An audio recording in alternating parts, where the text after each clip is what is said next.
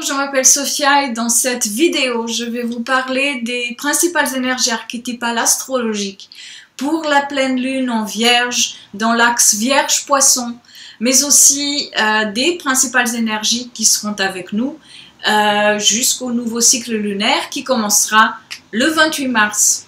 Cette pleine lune aura lieu le 12 mars à 15h55, heure de Paris, à 22 degrés du signe de la Vierge. Une pleine lune qui sera plus fortement ressentie par les signes mutables tout d'abord, surtout si vous avez des astres ou points personnels de votre thème, dans le dernier décan de ces mêmes signes, entre 21 et 23 degrés du Gémeaux, Vierge, Sagittaire, Poisson. C'est une pleine lune dans un axe terre-eau et nous avons beaucoup d'énergie depuis déjà quelques temps dans cet élément eau, avec le soleil et maintenant Mercure conjoint à Chiron, et Mercure qui gouverne cette pleine lune.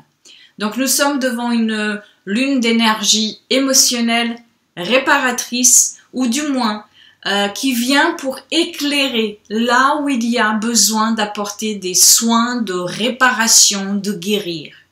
Avec Mercure et le soleil conjoint à Chiron dans le signe des Poissons, nous avons besoin de comprendre, d'intégrer l'énergie du sentiment et d'accéder à une toute autre dimension qui va venir compléter celle de l'esprit. Mercure étant le messager qui se déplace entre les mondes, cette pleine lune peut nous apporter beaucoup d'informations concernant d'anciennes blessures qui peuvent être maintenant réveillées par une répétition. Car en fait, la pleine lune, une pleine lune en Vierge vient aussi nous rappeler l'importance de la répétition, de la pratique, de l'aspect cyclique de la vie et du besoin de continuer à travailler sur soi quand on emprunte la voie du cœur. C'est dans une approche ritualisée, ressentie par le corps, mais faite en conjonction avec une approche plus large et pas uniquement fixée sur le détail, que l'on peut développer la voie du cœur qui élève et qui mène à entrer en harmonie avec l'âme. À cette pleine lune, il serait bon aussi de développer la confiance. Parce qu'en fait, l'un des côtés ombres de l'énergie archétypale vierge est celui de penser ne pas être assez.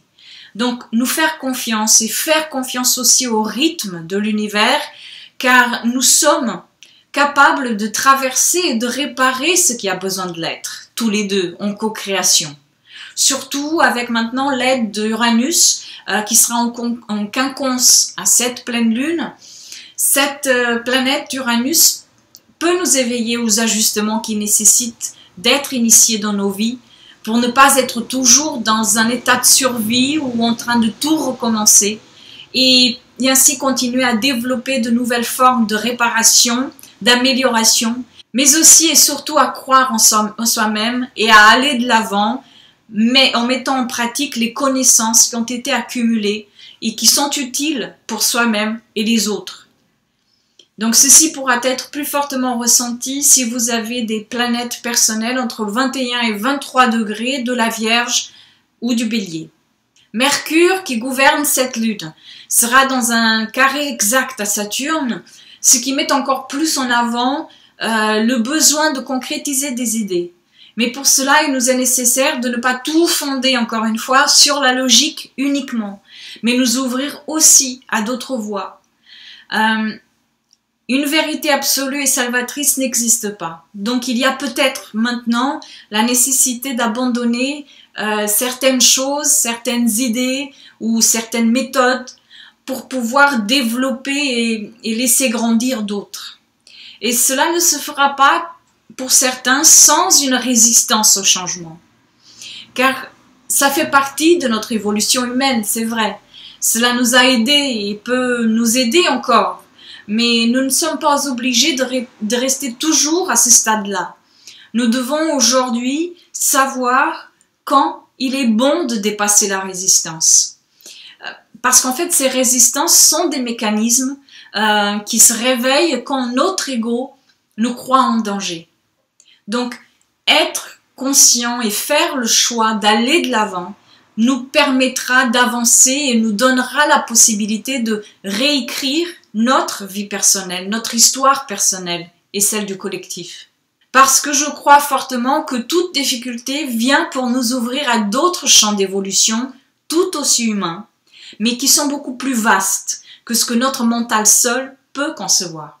Maintenant, c'est un bon moment pour voir là où apparaissent des jugements et accepter d'aller au-delà de l'idée de bien et de mal, pour sortir de certains modèles de vie qui ont fait leur temps, pour s'ouvrir à une nouvelle éthique qui englobe, qui est inclusive et qui ne se base plus sur la séparation. Bien sûr, cet aspect en cette pleine lune a aussi son côté sombre et qui sera celui de vouloir imposer une expérience qui limite et la définir comme étant une vérité universelle ou unique. Donc il est très important de toujours se questionner et de faire ses propres recherches pour soi-même surtout, pour définir notre propre vérité et qui ne sera sûrement peut-être pas celle de l'autre. Mais il est aussi nécessaire de développer un questionnement émotionnel et pas uniquement axé sur le mental. Et si vous avez des planètes entre 26 et 28 degrés des signes mutables, Gémeaux, Vierge, Sagittaire, Poisson, vous pourrez ressentir ces énergies du carré Mercure-Saturne beaucoup plus fortement. Le 17 et le 18 mars, c'est au tour du Soleil de faire le même carré de tension à Saturne, toujours entre les mêmes signes, Poisson, Sagittaire. Et cet aspect pourra maintenant venir apporter un éclairage sur ce que le carré de Mercure à Saturne est venu nous demander d'abord de transcender. Donc il y a un sentiment peut-être de limitation, de restriction, mais en même temps il y a un sentiment d'immensité. Et cela peut donc donner lieu à de la confusion si on souhaite retenir ou si on souhaite contrôler sans nous ouvrir à d'autres possibilités, sans intégrer quelque chose d'autre qu'uniquement le côté logique et rationnel de la vie.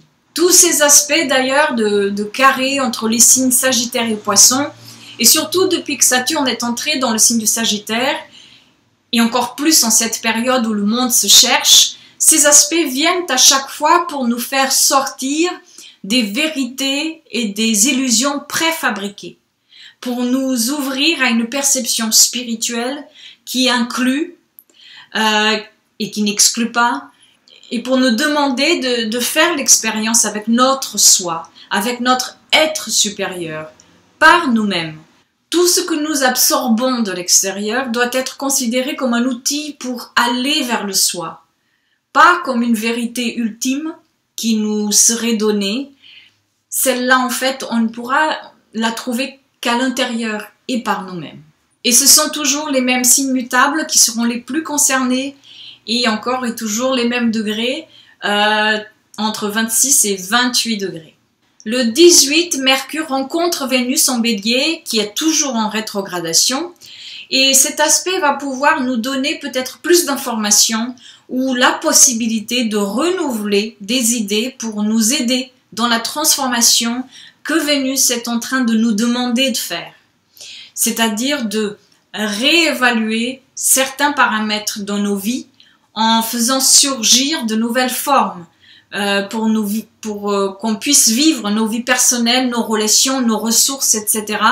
en trouvant l'équilibre entre ce qui est dedans et ce qui est dehors.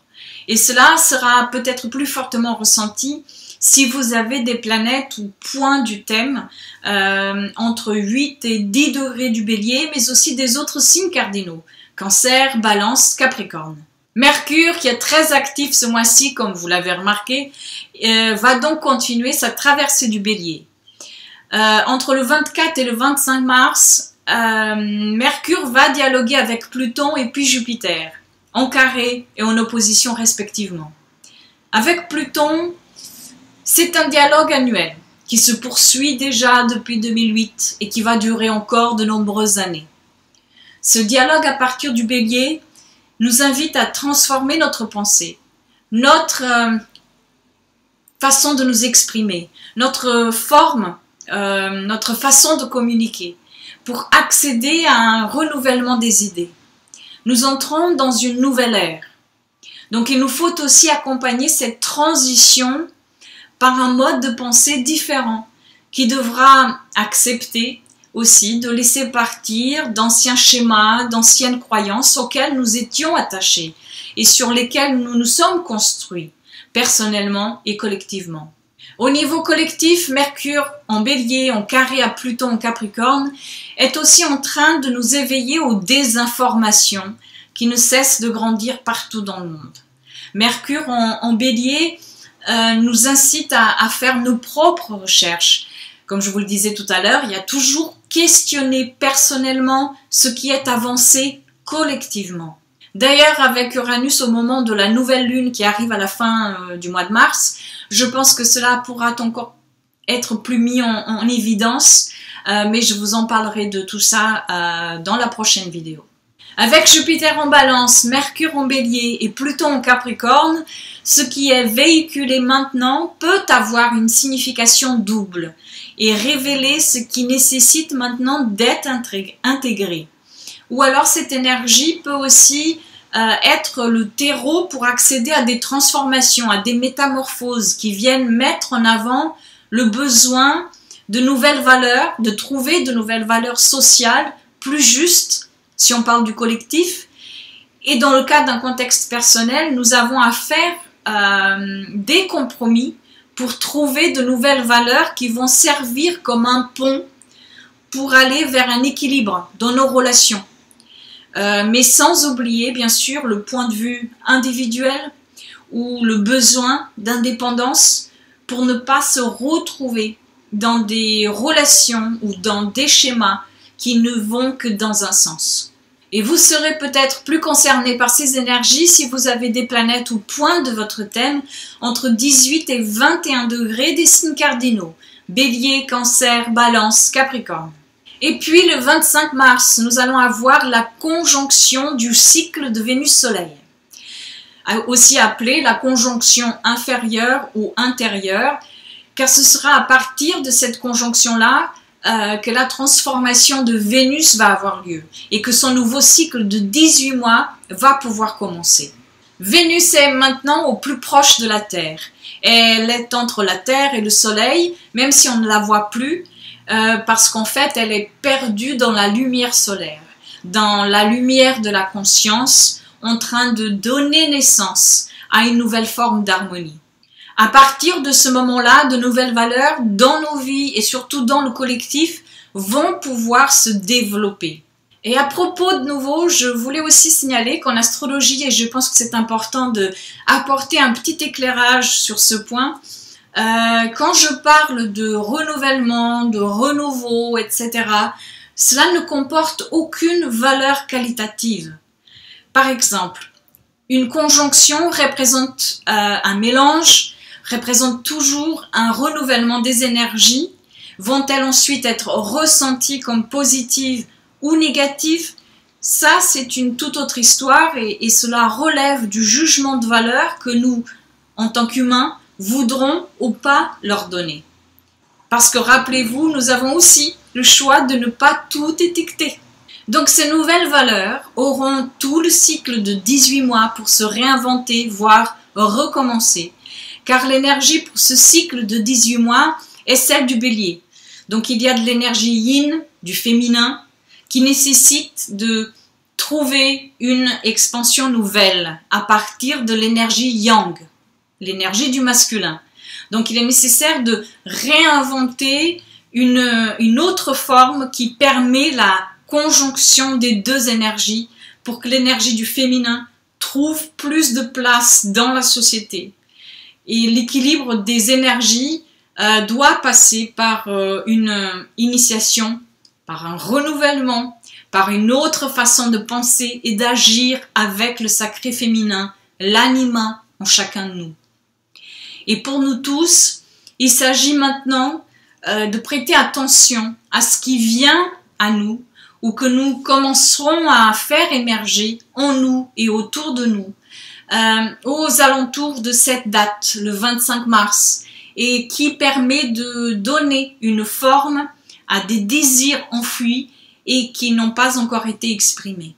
Donc si vous savez où cette rétrogradation de Vénus a lieu dans votre thème, posez-vous, réfléchissez, intégrez tout ce que ces secteurs et l'énergie du bélier, c'est-à-dire une énergie qui demande action, indépendance, initiation, courage, tout ce que cela vous donne à percevoir maintenant. Et si vous ne savez pas où la rétrogradation a lieu dans votre thème, ou si vous ne connaissez pas les points, c'est-à-dire les dates, les degrés d'activation en lien avec la conjonction de Vénus-Soleil du 25 mars, dont je viens de vous en parler, vous pouvez acquérir le projet Quintessence pour le mois de mars sur mon site internet. Vous trouverez le lien ici dans la barre d'infos. Merci à vous d'avoir regardé cette vidéo jusqu'au bout. Merci beaucoup pour vos commentaires, pour vos partages, que ce soit ici, sur YouTube ou sur ma page Facebook. Et je vous souhaite une très belle pleine lune. À très bientôt.